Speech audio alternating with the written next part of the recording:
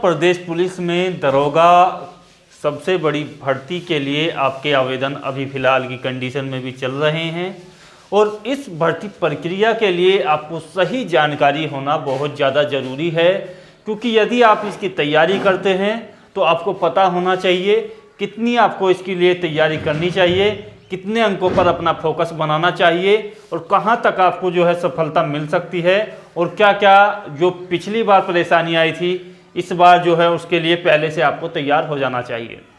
तो दोस्तों यहाँ पर हमने इसके लिए आपके लिए कट ऑफ बताई है।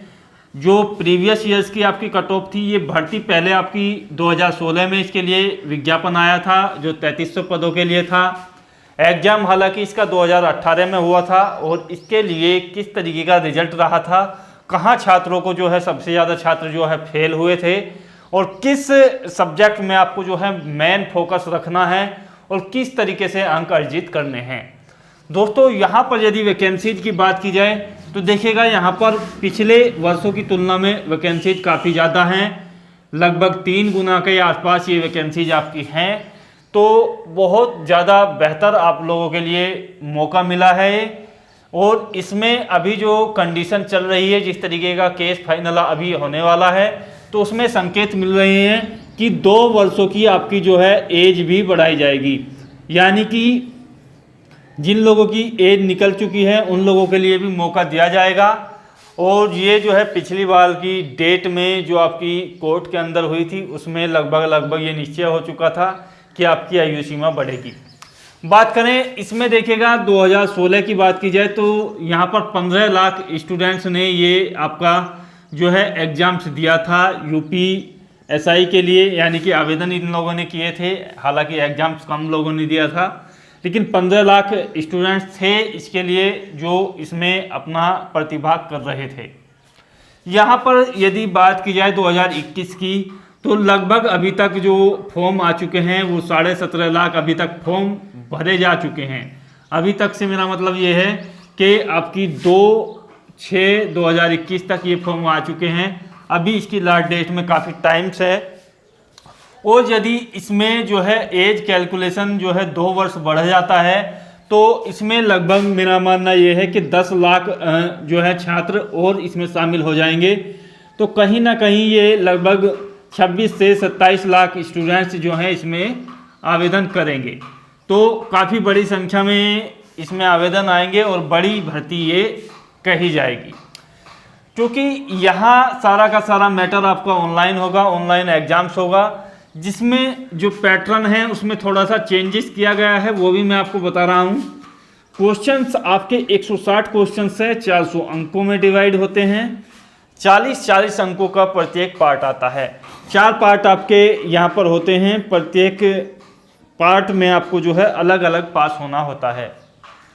अब 2016 में आपका क्या मैटर था कि इसमें जो था प्रत्येक पार्ट में 50% आपको लाने थे, यानी कि प्रत्येक भाग में आपको तभी क्वालिफाई माना जाएगा जब आपके 50% मार्क्स होंगे, यानी कि एक भी पार्ट में ऐसा पार्ट नहीं बचना चाहिए जिसमें से आपके 20 क्वेश्चन सही ना हो।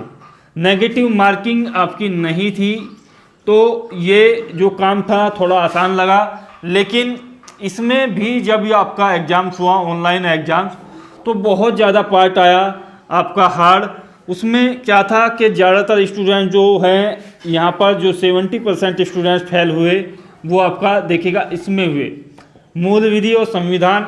हालांकि संविधान और ये मूल विधि जो है ये काफ़ी इजी सब्जेक्ट माना जाता है। यदि सामान्य अध्ययन के पर्पज से देखा जाए तो काफ़ी लोगों का ये बेस्ट सब्जेक्ट भी होता है, लेकिन इसमें जो क्वेश्चन थे इतने कॉम्प्लिकेटेड पूछे गए, इतने कठिन क्वेश्चन पूछे गए कि अभ्यर्थियों को 20 क्वेश्चंस यहाँ पर हल करने में जो है काफ़ी ज़्यादा दिक्कत आई और 70 से 75% स्टूडेंट्स इसी पार्ट में फेल हुए।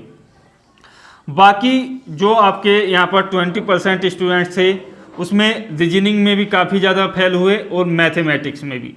तो ये आंकड़ा आपको मिलता है कि लगभग इनका रेशियो तो वही रहने वाला है। यहाँ आपको जो है बहुत ज़्यादा सुधार करने की आवश्यकता है, क्योंकि जिन लोगों का मैथ मजबूत है उनकी रीजनिंग में पास होने में कोई दिक्कत नहीं आएगी।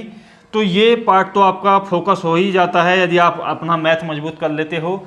लेकिन यहाँ मूल विधि और संविधान पर बहुत ज़्यादा ध्यान देने की आवश्यकता है, क्योंकि जब आप क्वालिफाई ही नहीं हो पाओगे तो आपका फाइनल मेरिट से तो संबंध ही छूट जाएगा।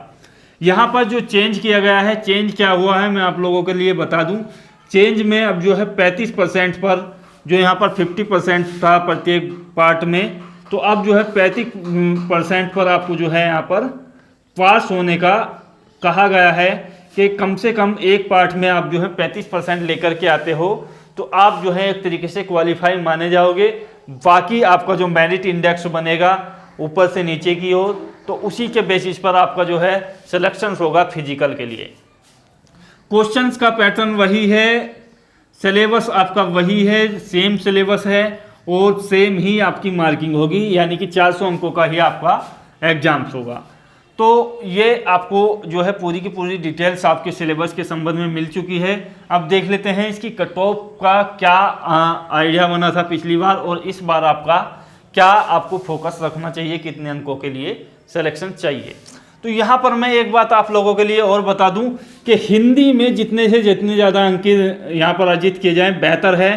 तो स्कोर यही है कि 32+ क्वेश्चंस का इसमें आसानी से बनाया जा सकता है यदि आप अच्छे तरीके से हिंदी को तैयार कर लेते हो। मैथ और रीजनिंग का भी पार्ट जो है अच्छा 80 अंकों का यहाँ पर आता है और 80 में से यदि आप जो है 50+ स्कोर बना देते हो तो आप जो है एक बेहतर कंडीशन में चले जाओगे, क्योंकि यहाँ जो है आप ज़्यादा अंक अर्जित नहीं कर सकते हैं। बेहतर से बेहतर आप जो है 25 से 30 के बीच में अटक जाओगे, चाहे कितना भी आप बेहतर कर लो, क्योंकि ये जो पार्ट है बहुत ज़्यादा हार्ड आता है और बहुत ज़्यादा कठिन इसके क्वेश्चंस आते हैं। चारों विकल्पों में से आपको ये सोचने पर मजबूर किया जाता है कि कौन सा विकल्प सही है। तो दोस्तों देख लेते हैं अब इसकी कट ऑफ। तो देखेगा यहाँ पर 400 अंकों में से जो आपकी कट ऑफ बनी थी लास्ट ईयर यानी कि 2016 की जो आपकी कट ऑफ लेकर के आए हैं हम, तो इसमें क्या था कि आपकी जो EWS कैटेगरी उस टाइम पर नहीं काउंट की जाती थी। अब ये नया आया है तो हमने नई कट ऑफ में इसको भी शामिल किया है कि इसकी जो एक्सपेक्ट कहाँ तक की जा सकती है। तो देखिएगा इसके लिए जो कैंडिडेट्स, जैसा कि मैंने आपको पहले ही बताया कि 50% प्रत्येक पार्ट में लाना अनिवार्य था, तो यहाँ से कैंडिडेट जो है क्वालिफाई नहीं कर पाए थे। जिन लोगों ने भी क्वालिफाई किया था उनका सिलेक्शन हुआ था, चाहे भले ही आपके जो मार्क्स हों वो पूरे के पूरे हों। यानी कि आप समझ सकते हैं कि प्रत्येक पार्ट में यदि आपने जो अंक यहाँ पर अर्जित किए थे 50-50 अंक भी यदि आप लेकर के आए थे तो आपका सिलेक्शन यहाँ पर होना था। लेकिन SC और ST कैटेगरी के जो पद थे उनमें से 50% पद ही आपके भर पाए और वही कैंडिडेट्स इसमें केवल 50% ही क्वालिफाई कर पाए। तो यहाँ पर एक ये मैटर बनता है कि जो कैंडिडेट क्वालिफाई नहीं कर पाए, अभी केस भी डाला हुआ है उन लोगों की ओर से कि उनके स्थान पर जनरल या OBC कैंडिडेट्स को लिया जाए, क्योंकि वैकेंसीज आपकी भरनी चाहिए। दूसरा मैटर ये था कि फिजिकल के लिए 11,000 कैंडिडेट्स चुने गए थे और इनकी 50% से क्वालिफाई वाले ही कैंडिडेट चुने गए थे, लेकिन बाद में उनको बताया गया, जब मेरिट से बाहर किया गया अंतिम चयन सूची से फिजिकल के बाद लगभग 5,000 कैंडिडेट्स बचे थे कि आपका जो है आप किसी पार्ट में क्वालिफाई नहीं कर पाए। तो उस वजह से उन लोगों ने केस किया हुआ है। अभी उस पर जो है निर्णय सरकार को और अभ्यर्थियों के बीच क्या आना है वो बाद में डिसाइड किया जाएगा। लेकिन यहाँ पर यदि कट ऑफ की बात की जाए तो देखिएगा 255 से 260 के बीच ये कट ऑफ आपकी रही थी, क्योंकि यहाँ पर क्वालिफाई करना एक बड़ा मैटर था और जो कैंडिडेट क्वालिफाई कर पाए थे उनका स्कोर लगभग 250 के प्लस ही बन रहा था, क्योंकि हिंदी में जो है काफ़ी अच्छा स्कोर लोगों ने अर्जित किया था और रीजनिंग में भी। OBC कैंडिडेट्स की बात की जाए तो यहाँ पर 250 से 260 के बीच आपकी कट ऑफ रही थी और जिन लोगों ने भी ये चारों पार्ट में क्वालिफाई किया था उनका सिलेक्शन हुआ था SC और ST में। यहाँ पर बात की जाए तो देखिएगा काफ़ी आसान हो जाता है, क्योंकि 35% में और 50% में काफ़ी ज़्यादा डिफरेंस हो जाता है। तो अब की बार स्टूडेंट जो है बड़ी आसानी से क्वालिफाई कर लेंगे। तो आसान सी बात है कि कट ऑफ आपकी बढ़ेगी, लेकिन ये है कि वैकेंसी थोड़ी ज़्यादा है और कैंडिडेट्स भी यहाँ पर ज़्यादा ही होंगे। आप समझ सकते हैं कि नए यहाँ पर स्टूडेंट्स आ जाते हैं, तो ये जो कट ऑफ है ये थोड़ी बहुत बढ़ ही जाएगी, घटेगी नहीं।